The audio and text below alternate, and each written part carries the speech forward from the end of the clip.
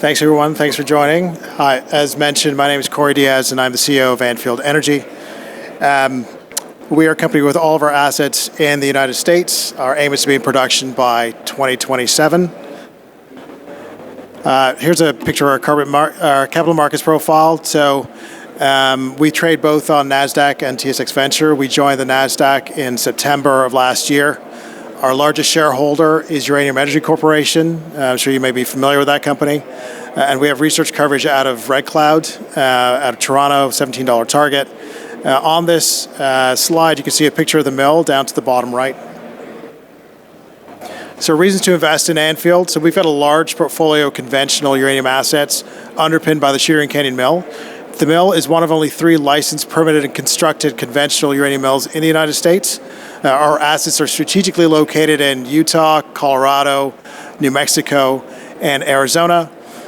We did put out a PEA back in 2023, looking at both the mill and 2 of our more advanced mines, which returned an NPV of $238 million US, and that was at a $70 uranium price. We expect to see triple digits in terms of the uranium price in this year. We expect to move the mill forward.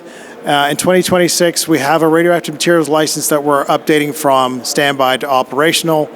We expect to have that in hand by the second half of this year, after which we'll start refurbishment of the mill, and then we'll continue to work on our hub and spoke production strategy going forward. As a new NASDAQ lister, we've seen a lot more interest from U.S. investors, given that we have all our assets down in the U.S.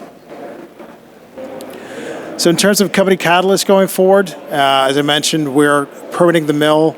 We expect to have that in hand in the near term.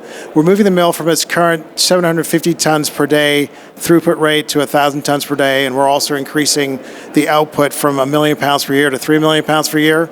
Just in terms of perspective, the U.S. uses 50 million pounds of uranium per year. If we produce 3 million pounds a year, it's easily absorbed into that market.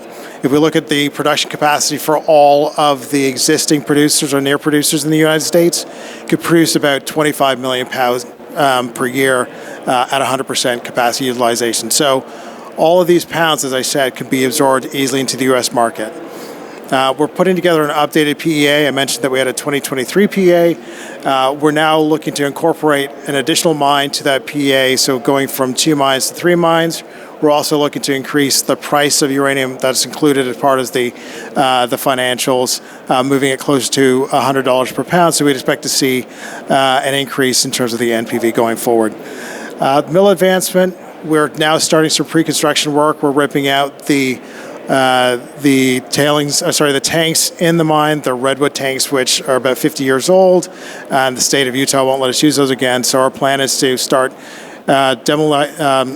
demolishing a few of the items within the mill that won't be used going forward. But once we do get the license in hand, it'll take about 12 months for us to complete refurbishment, which would allow us to start production in 2027. In terms of mine advancement, the Velvetwood mine within our portfolio, which is the most advanced asset, we've started construction at that mine. We expect that ready for production by mid-year this year. The DOE leases that we have in hand, we have 21 of 29 DOE leases in Colorado, which are past producing mines. We're working at the most prospective of those to advance them to plans of operations and ultimately to production. We expect to have at least 2 other mines available to us for production by the end of 2026. And then the Slick Rock mine, which is not a DOE lease, but we acquired this back in 2022 from UEC in an asset swap. That's one of our more advanced mines. We've actually submitted a plan of operations for that property, and we expect to have that ready for production towards the end of 2026 or early 2027. Ultimately, we have 25 mines within the portfolio with enough pounds to allow us to produce for 20 years or so. And now once we start production, we'll continue to add more pounds or more assets to the end of that production line in order to have a sustainable amount of production for a 20-year plan going forward. So because we're not in the business of going out of business. So just a little overview as to the uranium market itself. A lot of geopolitical risk associated with the sector. Russia controls a significant portion of both conversion and enrichment.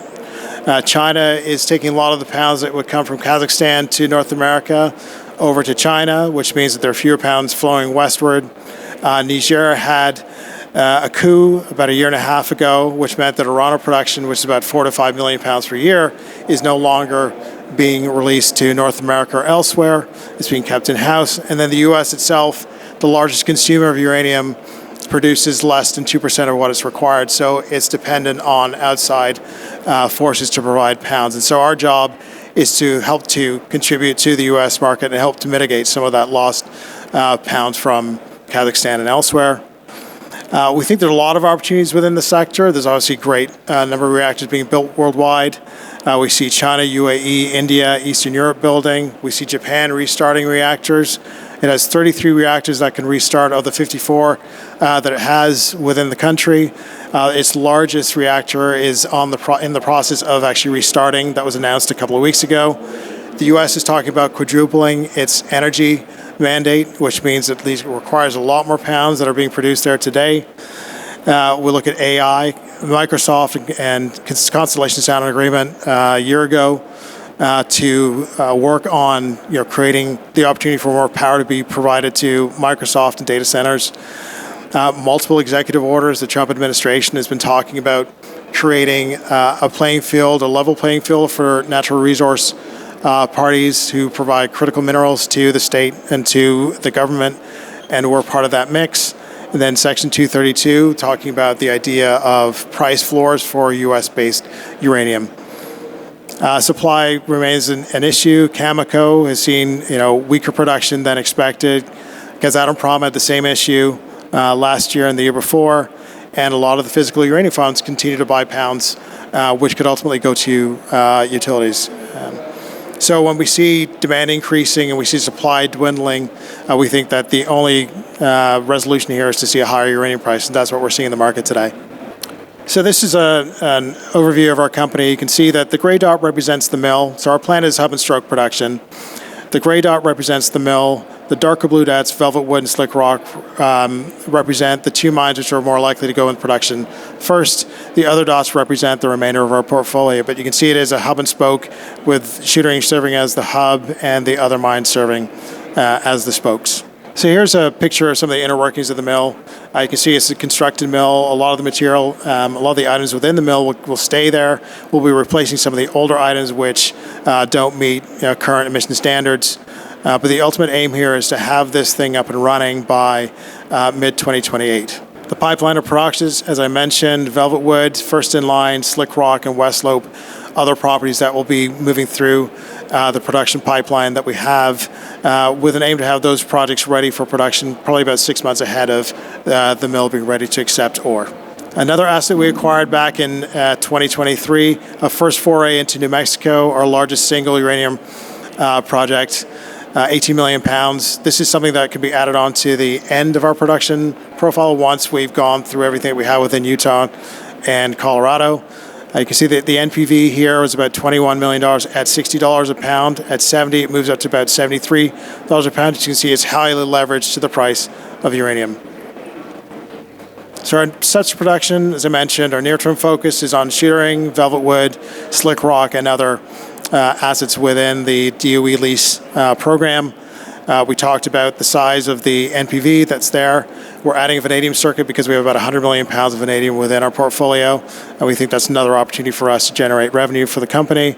Midterm, we're focused on a lot of the other DOE leases, including West Slope, and then longer term, we're looking at the assets like Marcus 1 Tafoya and other things that are within the portfolio.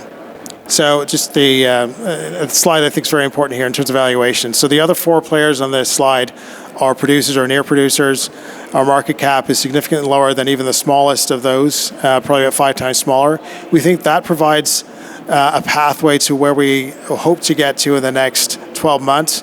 If we can get to closer to the smallest of those of our peers, it's about 5 times from where we sit today. So directors of management, I'll touch slightly on this. We've got a COO who's had 50 years in the uranium sector, built mines and mills.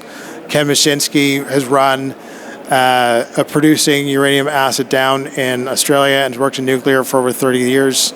Don Falconer, Ross McElroy. Ross McElroy was the CEO of Fission, who sold to Paladin. Don Falconer, 35 years in the uranium space. So we have a lot of uranium-related experience on our board. Last thing, Jeff Duncan, former House representative in the U.S. for South Carolina, is very tied into the U.S. government network, and has been instrumental in us getting significant meetings from the U.S. government over the past year.